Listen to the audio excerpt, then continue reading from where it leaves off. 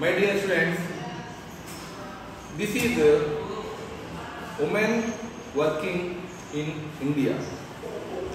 మొత్తము భారతదేశంలో ఇంతమంది పనిచేసేవారు ఉన్నారు. అందులో సగం మంది మగవాళ్ళు. నా లేడీస్, ఇంతమంది లేడీస్లో పనిచేసేవారు అంటే జాబ్ చేసేవారు, ప్రైవేట్ అయినా గవర్నమెంట్ అయినా ఇంతమంది లేడీస్ మాత్రమే పనిచేస్తున్నారు.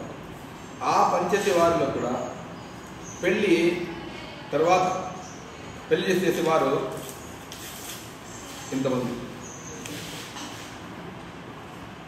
పెళ్ళి అయిపోయింది, ఒక బిడ్డ పుట్టాడు, అప్పుడు పనిచేసే వారి సంఖ్య ఇంత.